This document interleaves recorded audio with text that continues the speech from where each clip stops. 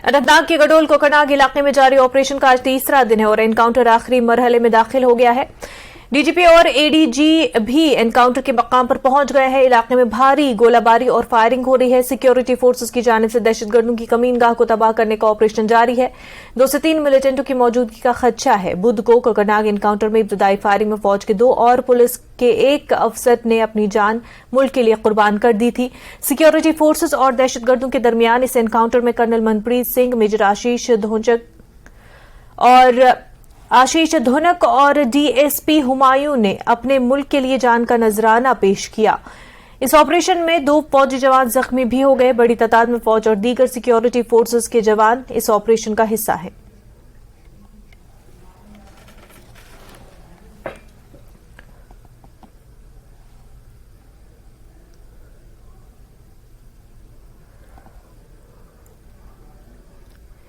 मदरसा दारुल उलूम महमूदिया कासिम नगर मेंढर के तलबा ने अनंतनाग एनकाउंटर में 2 फौजी अफसर, पुलिस के डीएसपी और फौजी जवान की हलाकत की कड़े अल्फाज में मजम्मत की है और इसके खिलाफ खामोश एहतजाज किया।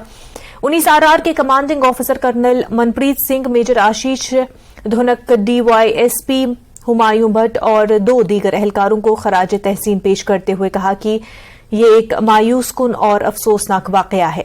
उन्होंने कहा कि ये बुज़दिलाना कार्रवाई है जिससे उनके अज़ाइम को फैसला कुन तौर पर नाकाम बनाने के लिए सिक्योरिटी फोर्सेस के अज़्म को मज़ीद तक़वियत मिलेगी।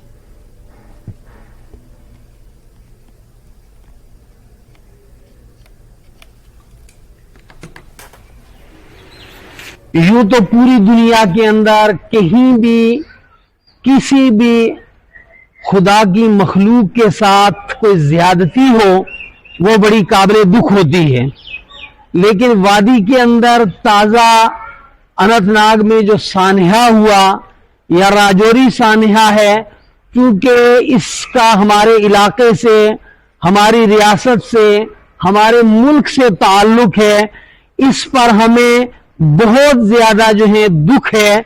हम इस पर अपने गहरे रंज दुख का इजहार करते हैं और खास तौर पर सबके साथ, अहले वतन के साथ दुख का इजहार करते हैं। लेकिन जिन लोगों की जानें इस जो है हादसे में चली गई, उनके पसमानदगान के साथ हम ताजियत करते हैं शरई हदूद के अंदर रह करके। और आए दिन इस किस्म के जो दर्दनाक, अलमनाक खबरें सुनने को मिलती हैं, हम इस पर ये अपने गहरी तशवीश का इजहार करते हैं। और अरबाब हल अक़द जिनकी जिम्मेदारी है मुल्क के अंदर, सोसाइटी के अंदर, समाज के अंदर, मुमालिक के अंदर इंसानों के दरमियान उनके बुनियादी हकूक का तहफ़्फ़ुज़ किया जाए, मैं मीडिया की वसातत से उन्हें कहूंगा कि बहर सूरत इन मसाइल का एक तवील मुद्दती और पायदार और मुस्तकिल हल निकाला जाए। और हमारी ये चाहत है कि जल्द अज जल्द वो वक्त आए कि इस किस्म के अलमनाक खबरें और दर्दनाक खबरें हम न सुने और बाहैसियत एक आलिम दीन के, इस्लामी तालीम का तालिब इल्म होने के, देखिए जिंदगी मालिक ने दी है, उसके हुक्म के बगैर किसी की जिंदगी छीनने का किसी को भी हक हासिल नहीं है।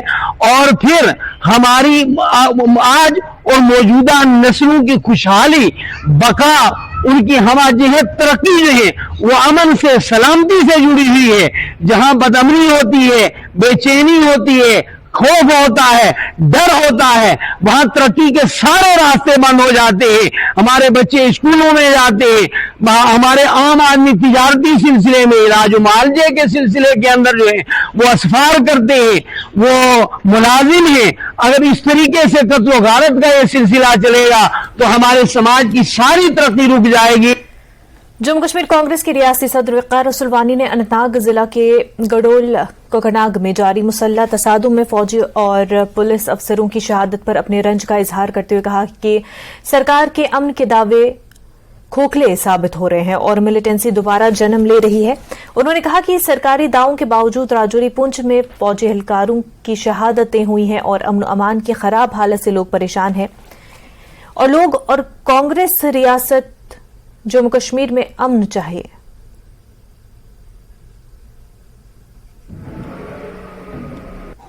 मैं ये कहूंगा जो गडोल के मुकाम पे पिछले 3 दिन से फायरिंग हो रही है, एक मेजर, कर्नल और डीएसपी जो हमारे शहीद हुए, और आज खबर मिली है कि एक हमारा सिक्योरिटी एहलकार जो है और शहीद हुआ है।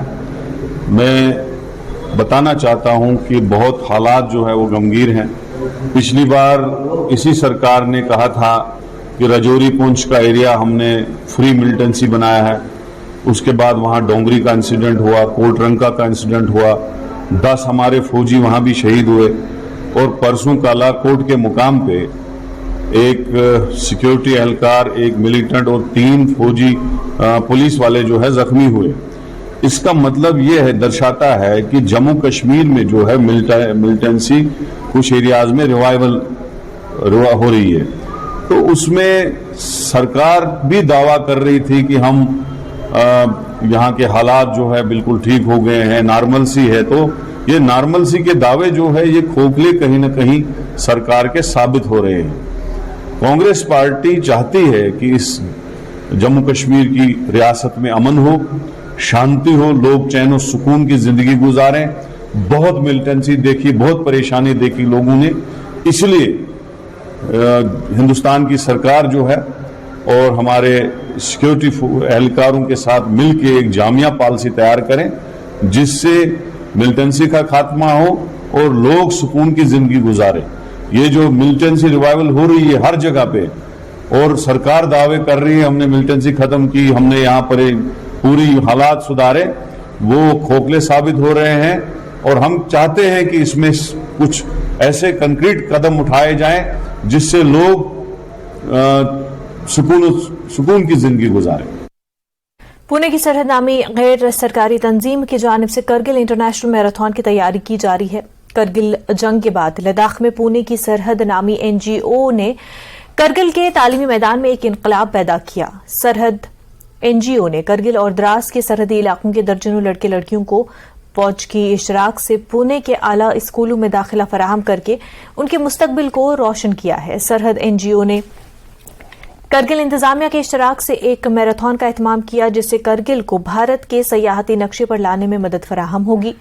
सरहद तंजीम के मुताबिक इस मैराथन को बैनुल-अक़वामी सतह पर भी और पिछले 6 सालों से सैकड़ों दर्जनों मुल्की और गैर मुल्की खिलाड़ी हिस्सा ले रहे हैं। इस मौके पर एडिशनल डिप्टी कमिश्नर गुलाम मोहिउद्दीन वानी ने मैराथन की तैयारियों का जायजा लिया। उन्होंने न्यूज़ 18 को जानकारी देते हुए कहा कि मैराथन का मकसद करगिल को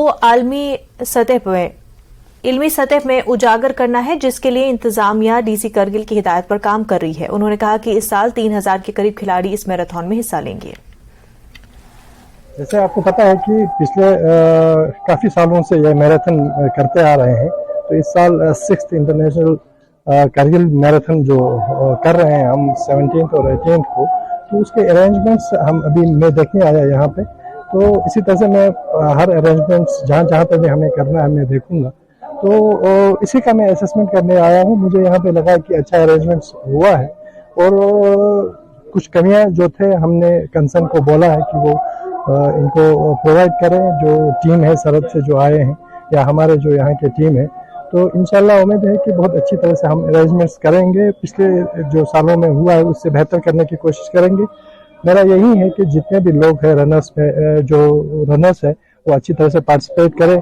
और जो हमारा थीम है इस साल का हुनरमंद रन फॉर हुनरमंद, तो ओवरऑल इस रन को करने का मकसद ये है कि हम करगिल को प्रमोट करना चाहते हैं। ये सरहद में जो मैराथन चालू किया है यहाँ से, इसका एक मोटिव अलग था कि एक कॉज रिलेटेड जो मोटिव था इनका कि हमारा मतलब कि कारगिल वॉर के नाम से कारगिल फेमस था, तो उसको एक नया टूरिज्म डेस्टिनेशन बनाने का और उसके लिए यहाँ का इकोनॉमी कैसे बढ़ेगा उसके ऊपर से हमारे जो सरहद संस्था के अध्यक्ष है श्री संजय नाहर जी, उन्होंने ये इनिशिएटिव लिया और यहाँ पे कुछ अच्छा करने का इसे सोचा। तो वो एक पहला हमारा ये था कि यहाँ पे अगर मैराथन करेंगे तो मैराथन में कैसे है कि दुनिया भर से पार्टिसिपेटर्स आएंगे, तो ये कारगिल उनको पता चल जाएगा, वहां से ऑटोमेटिकली टूरिज्म डेवलप हो जाएगा।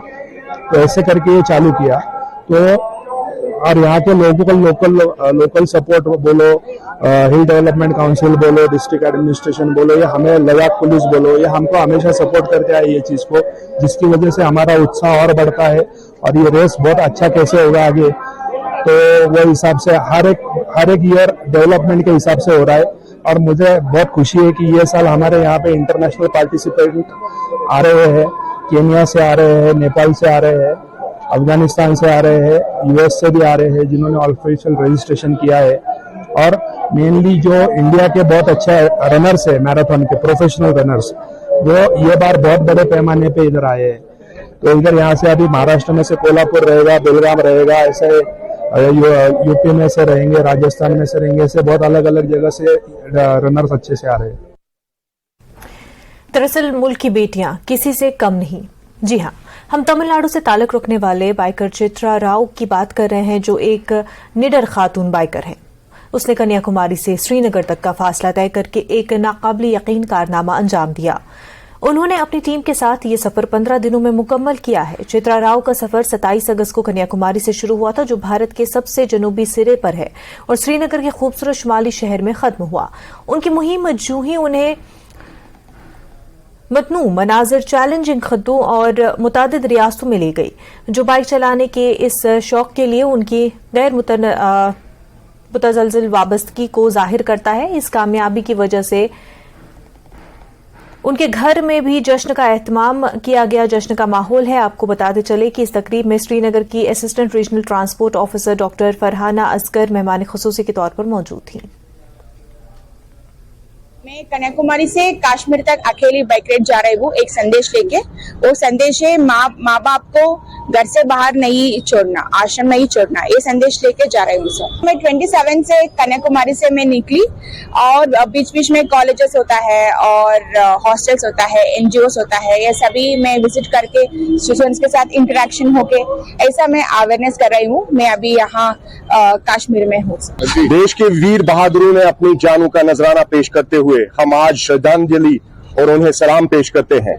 आज चित्रा राव कर्नाटका की रहने वाली एक महिला बाइक राइडर 27 अगस्त से कन्याकुमारी से अपना राइड शुरू कर चुकी है, और कल 3 बजे श्रीनगर के लाल चौक 14 तारीख को उसने 15 दिन का ये जो अरसा है कंप्लीट किया। चित्रा का मेन मकसद इस प्रोग्राम के हवाले से, इस कन्याकुमारी से कश्मीर आने का मकसद ये है कि कैसे हम अपना मोरल हाई करें, अपने जवानों में, अपने लोगों में, कैसे हम मॉरली अपग्रेड हो जाएं, अपने बुजुर्गों के प्रति, अपने लोगों के प्रति, और कैसे हम एक रिस्पॉन्सिबल शहरी के नाते अपने देश की भलाई के लिए, बेहतरी के लिए और डेवलपमेंट के लिए काम करें। वक्त हो गया एक छोटे से ब्रेक का, जल्द होंगे हाजिर।